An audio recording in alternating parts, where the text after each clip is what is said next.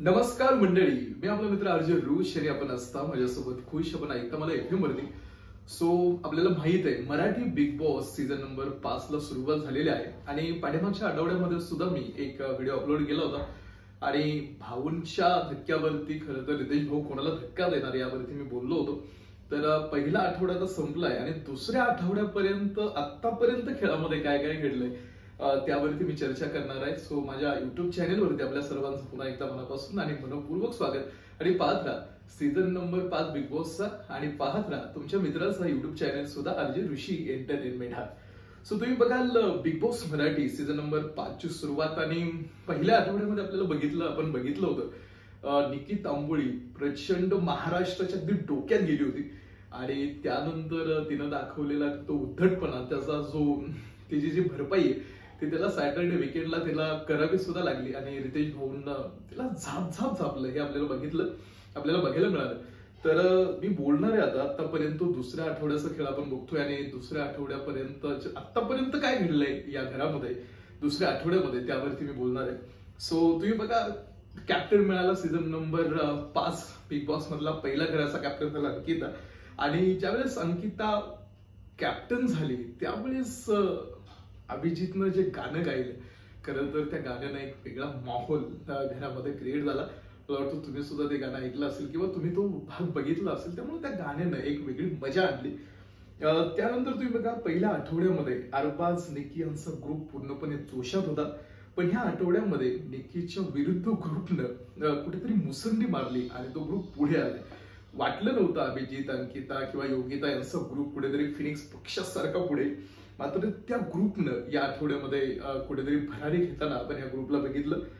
पहिल्या आठवड्यामध्ये स्ट्रॉंग वाटणारा ग्रुप दुसऱ्या आठवड्यामध्ये मात्र पुरेपूर निष्प्रभ ठरला किंवा थोडासा तो बॅकफुटवरती गेला. या गोष्टी तुम्ही बघितल्या असतील. त्यानंतर तुम्ही बघा कॅप्टन्सीचा जो टास्क होता आता या टास्क मध्ये तो टास्क कसा खेळला काय खेळायचं होतं तुम्ही भागामध्ये किंवा एपिसोड किंवा तुम्ही टीव्हीवरती बघितलंय पण हा खेळ खरं गाजवला तो म्हणजे अंकिता आणि योगितानं आणि त्या टास्क मध्ये किंवा कॅप्टन्सीचा जो टास्क खेळत होता ह्या दोघी त्यांचा जो परफॉर्मन्स होता खरं तो परफॉर्मन्स खरंच पाहण्यासारखा होता आणि मला कौतुक वाटतं अंकिता आणि योगिताचं की त्या खेळामध्ये प्रचंड एनर्जीने खेळल्या.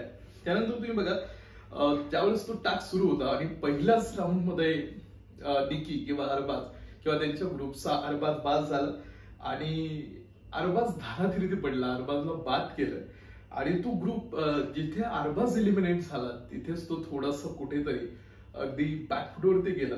म्हणजे तिथं दिसलं आपल्याला की शक्तीवरती कुठेतरी युक्ती मात करताना दिसली, युक्ती पुढे आली आणि त्यामुळं तिथे जाणवलं की जो ग्रुप खेळतोय हा निकी तांबोळी अरबाज आणि व्हॉट एव्हर त्यांच्या ग्रुपमध्ये जे काही सभासद आहे की कुठेतरी हा ग्रुप अरबाजच्या भोवती किंवा अरबाजला मध्ये ठेवून बाकी खेळाडू त्याच्या भोवताली खेळत आहेत कारण अरबाज जिथे एलिमेंट झाला तिथे हा ग्रुप पुरेपूर ढासळला हे आपल्याला बघायला मिळालं. त्यानंतर तुम्ही बघा पहिल्या आठवड्यामधला जो गेम प्लॅन होता किंवा तो काय खेळ होता तो वेगळा होता.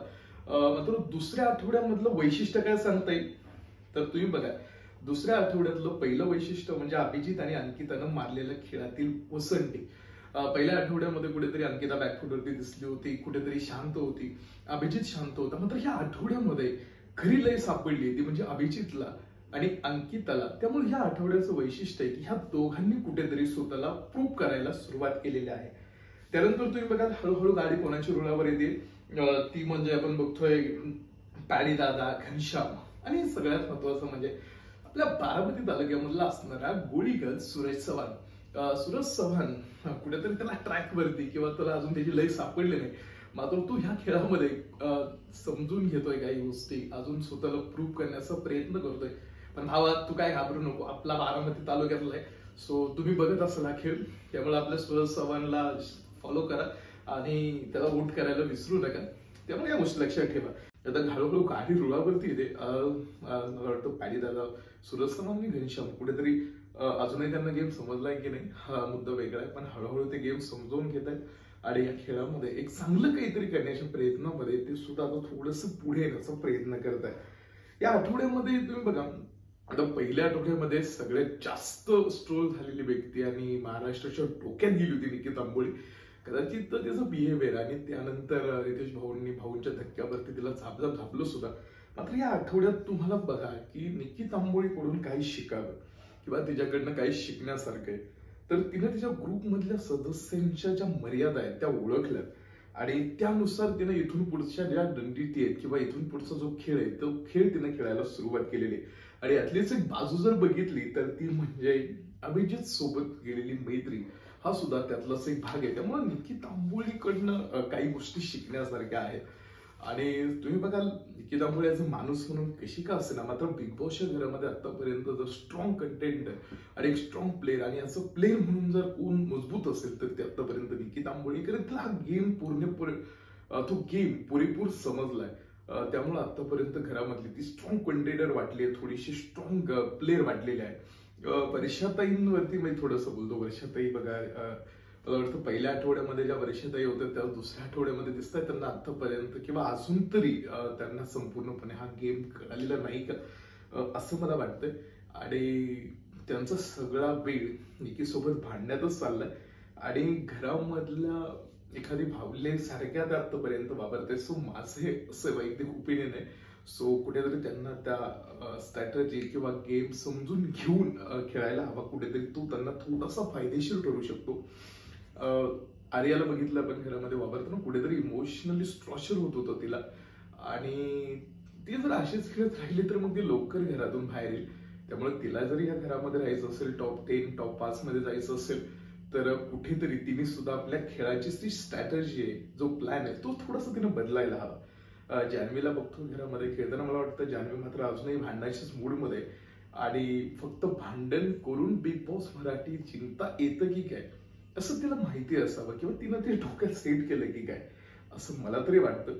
आणि ज्यावेळी भांडते कोणासाठी किंवा कोणाबरोबर, ऑब्विसली फक्त आर्या आणि वर्षा ताई यांच्या दोघांना ती टार्गेट करते आणि दोघांसोबत भांडत असते. सूरज चव्हाणवरती आपण बोलू. सूरज चव्हाण तुम्ही बघा आतापर्यंत पहिल्या आठवड्यामध्ये म्हणत होतो की आपण त्याला गेम कळत नाही, थोडासा तो समजून घेतोय. या आठवड्यामध्ये कुठेतरी तो थोडासा फ्रंट फूट वरती येऊन पुढे येऊन खेळण्याचा प्रयत्न करतोय. मात्र प्रेक्षकांच्या अजून जास्त अपेक्षा आहे सूरज चव्हाणकडनं, त्यामुळे त्याला थोडंसं अजून ऍक्टिव्ह होणं गरजेचं आहे. नॉमिनेटेड आहे पण मला वाटतं अर्थात तो ह्या आठवड्यातून घरातून बाहेर तर हलकात जाणार नाही. बारामती तालुक्यातलं पोरगे आपलं, त्यामुळे जर तुम्ही वोट केलं नसेल तर सूरज चव्हाणला सुद्धा वोट करायला विसरू नका. त्यामुळे सूरज चव्हाण थोडस त्याला पिकअप घ्यायला हवं जेणेकरून त्याचा फायदा त्याला घरामध्ये होईल आणि पुढे तो विजेतेच्या दिशेनं वाटचाल करेल. पॅडी कांबळे, घनश्याम थोडेसे मला डाऊटफुल वाटतायत या आत्ताच्या आठवड्यामध्ये की कुठेतरी त्यांचा प्रवास घरामधल्या दोघांपैकी एकाचा प्रवास संपू शकतो असं माझं वैयक्तिक मत आहे.